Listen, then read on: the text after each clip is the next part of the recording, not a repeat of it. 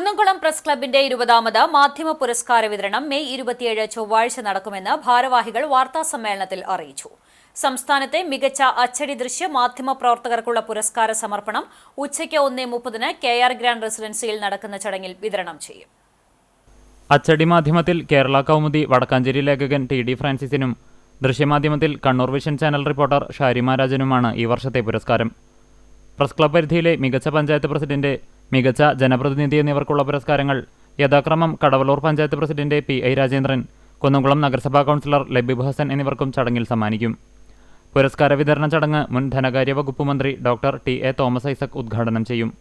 Press ക്ലബിന്റെ 20ാമത് മാധ്യമ പുരസ്കാരം ഈ മാസം 27-ന് കുന്നംകുളം KR ഗ്രാൻഡ് റെസിഡൻസിയിൽ വെച്ച് കേരളത്തിന്റെ മുൻ ധനകാര്യ വകുപ്പ് മന്ത്രി ഡോക്ടർ തോമസ് ഐസക് ഈ പുരസ്കാര വിതരണ ചടങ്ങ് ഉദ്ഘാടനം ചെയ്യുകയും പുരസ്കാര ജേതാക്കളായ മാധ്യമ പ്രവർത്തകർ, അച്ചടി മാധ്യമ രംഗത്ത് TD ഫ്രാൻസിസ്, ദൃശ്യമാധ്യമ രംഗത്ത് ഷാരിമ രാജൻ എന്നിവർക്കും മികച്ച പഞ്ചായത്ത് പ്രസിഡന്റിനുള്ള award Kadavallur panchayat president PI രാജേന്ദ്രനും, മികച്ച ജനപ്രതിനിധിക്കുള്ള അവാർഡ് കുന്നംകുളം നഗരസഭാ കൗൺസിലർ ലബീബ് ഹസനും സമ്മാനിക്കും. പെരുവനം കുട്ടന്മാരാർ ഓർത്തഡോക്സ് സഭ കുന്നംകുളം ഭദ്രാസനാധിപൻ ഡോക്ടർ ഗീവർഗീസ് മാർ യൂലിയോസ് മെത്രോപൊലീത്ത, സാഹിത്യകാരൻ TD Ramakrishnan, AC Moideen MLA, നഗരസഭാ ചെയർപേഴ്സൺ സീതാ രവീന്ദ്രൻ തുടങ്ങിയവർ പങ്കെടുക്കും. 10,001 രൂപയും ഫലകവും പ്രശസ്തി പത്രവും അടങ്ങുന്നതാണ് മാധ്യമ പുരസ്കാരം.